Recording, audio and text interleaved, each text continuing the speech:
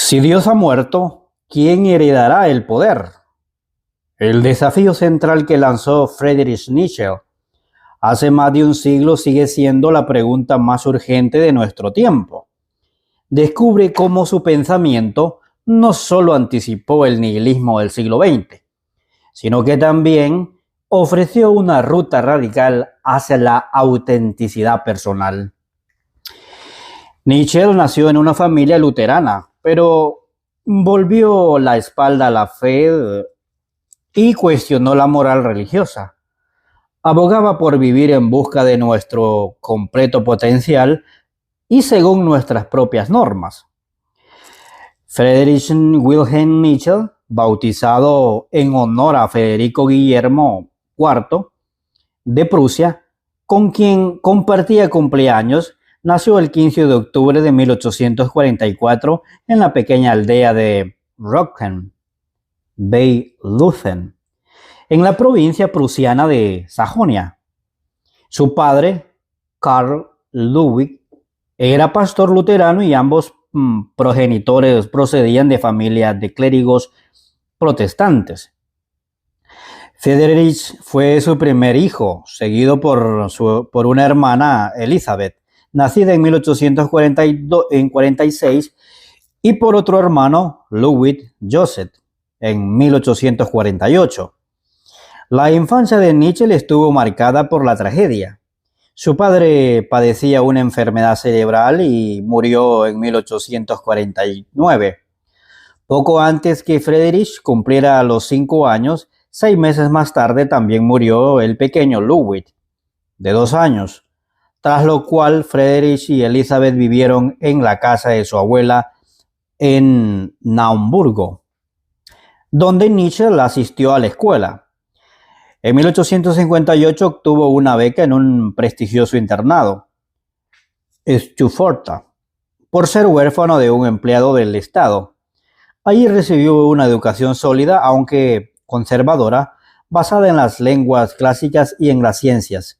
Sin embargo, Nietzsche también mostró interés por la poesía, sobre todo por los poemas filosóficos de Friedrich Hölderlin, y organizó un club literario y musical en Naumburgo, a través del cual conoció la música de Richard Wagner. Más importante aún, su curiosidad por las ideas que quedaban fuera del temario de su escuela lo llevó a absorber obras iconoclastas como La vida de Jesús, críticamente examinada, 1835-1836, en la cual el autor alemán David Strauss reinterpreta los evangelios como mitos históricos o como una forma de deseo no cumplidos. Dios ha muerto, Dios sigue muerto y lo hemos matado nosotros, decía Nietzsche. Tras graduarse en Stuttgart, 1864, Nietzsche entró en la Universidad de Bonn para estudiar teología y filosofía, y bajo la tutela de Friedrich Wilhelm Nietzsche, decidió centrarse en los textos clásicos. Cuando al año siguiente, Nietzsche se trasladó a la Universidad de Leipzig, Nietzsche continuó allí sus estudios. Se labró una reputación de estudiante brillante y comenzó a publicar artículos sobre filosofía, pero el casual descubrimiento de un libro fue lo que lo puso en el camino de convertirse en un filósofo. Ese libro fue El mundo como voluntad y representación, 1819, de Arthur Schopenhauer, que exponía el concepto de un universo indiferente y desprovisto de Dios. Para Nietzsche, Schopenhauer no era solo un consumado filósofo, era el filósofo ideal, cuyas ideas podían ser transformadoras. Más tarde escribió que Schopenhauer era uno de los pocos pensadores que respetaba. Nietzsche interrumpió sus estudios en 1867 para hacer el servicio militar y se unió a una unidad de artillería cercana de Naumburgo para así vivir en la casa familiar. Poco después sufrió una seria lesión en el pecho mientras montaba a caballo que lo invalidó para el servicio. La lesión le generó otros problemas de salud que lo atormentaron el resto de su vida. Nietzsche regresó a sus estudios en Leipzig y obtuvo su título universitario en 1868. Por entonces, se hizo amigo de Hermann Brockhaus, un orientalista cuyo especial interés era la literatura sánscrita y persa, como por ejemplo los textos de zoroastrismo. Hermann Brockhaus le presentó a su cuñado, Richard Wagner, el cual, gracias a su mutuo interés por la música y por la filosofía de Schopenhauer, se hizo amigo de Nietzsche. Los dramas musicales de Wagner, en opinión de Nietzsche, eran un urgente antídoto a la música de la primera mitad del siglo y encajaban con sus ideas sobre una vigorosa cultura dionisiaca que reemplazase la cultura apolínea y racionalista de la Ilustración. Nietzsche tenía solo 24 años y aún no había completado su doctorado cuando Rich lo recomendó como profesor de la Universidad de Basilea, Suiza. Fue nombrado profesor titular allí y comenzó a enseñar en 1869. Sin embargo, estaba ya completamente desencantado con la filosofía y se distanció de sus colegas.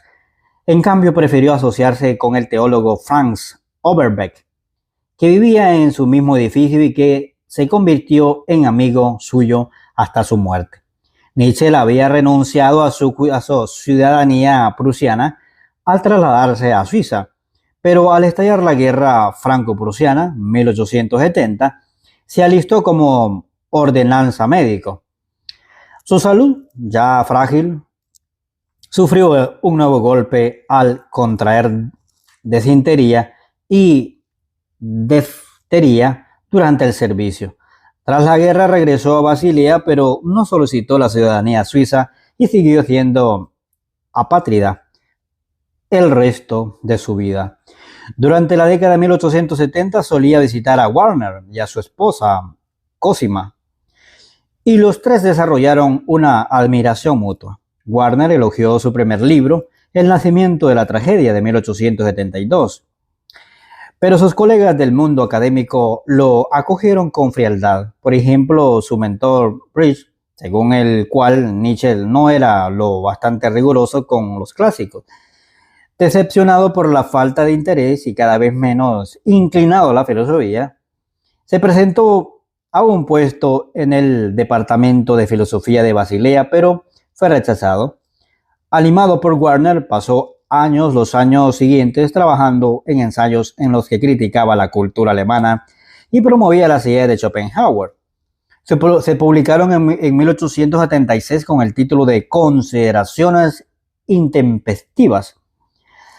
Aquel año, tras asistir a una representación del ciclo de El Anillo de Nibelungo en la recién inaugurada ópera de Bayreuth, quedó desilusionado por el aparente amor por la fama de su amigo y por su entusiasmo por el nacionalismo alemán.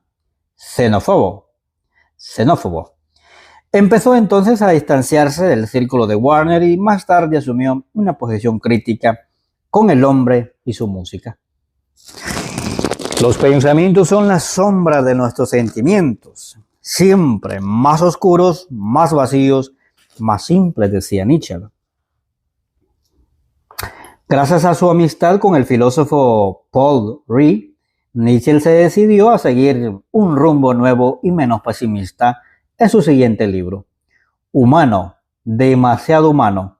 Se publicó en 1878 y además de adoptar un enfoque más positivo, se caracteriza por el paso al estilo aforístico, que sería una característica de gran parte de sus obras de madurez. Este significativo cambio se debió quizá a algo más que a razones estéticas. La salud de Nietzsche se deterioraba de forma dramática y los problemas digestivos, los terribles dolores de cabeza y su vista cada vez más débil le dificultaban escribir durante largos periodos y empeoraba la legibilidad de sus manuscritos. A partir de esa época su obra empezó a estar teñida de un sentimiento de urgencia que sugiere que probablemente adoptó el estilo aforístico para poner sus pensamientos por escrito lo antes posible. El hombre es algo que debe ser superado, decía. Los problemas de salud de Nietzsche comenzaron a afectar su trabajo en la universidad y en 1879 dejó su puesto. Su pensión era suficiente para vivir cómodamente y dedicar su tiempo a escribir. En la década siguiente viajaba por Italia y al sur de Francia con la esperanza de beneficiarse del clima más cálido y regresaba a Suiza en verano. Fue el periodo más productivo de su carrera y entonces fue cuando afirmó su rechazo al cristianismo y de cualquier otra religión y desarrolló sus ideas de moral en un mundo sin Dios. En la Gaia Ciencia, 1882, que el propio Nietzsche describió como quizá mi libro más personal, hizo la famosa afirmación de que Dios ha muerto y sugería que, por ello, las ideas convencionales de moral ya no eran relevantes y debían reemplazarse por valores no prohibitivos, sino vitalistas. Esta idea la desarrolló en sus obras posteriores y en Así habló Zaratustra, 1883-1885, introdujo la idea del Übermensch, superhombre. El hombre que crearía su propia moral y su propio propósito para dedicarse a la mejora de la humanidad. Y en El más allá del bien y del mal, otra obra, 1886, y otra de sus obras, La genealogía de la moral, 1887. Expuso su concepto de voluntad de poder. El impulso de ejercer influencia sobre otras cosas, incluido el yo, que Nietzsche consideraba fundamental para la existencia humana. En uno de sus viajes por Italia, Nietzsche se encontró con su amigo Paul Reed, que le presentó a Lou Salomé. Reed le había propuesto matrimonio a Salomé y había sido rechazado, pero los dos seguían siendo compañeros de viaje y planeaban fundar una comuna literaria. Nietzsche quedó fascinado por Salomé y le pidió que se casara con él, pero también fue rechazado. Los tres viajaron juntos a Suiza y a Alemania, pero los celos complicaron la relación y condujeron a una separación inevitable. A mediados de la década de 1880, tras una riña con su hermana acerca de su inminente matrimonio con Bernhard Foster, Nietzsche se sintió cada vez más aislado y empezó a depender del opio y de otras drogas. Aunque en 1888 tuvo una explosión de creatividad y escribió 5 libros en menos de 12 meses, su salud mental se vino finalmente abajo.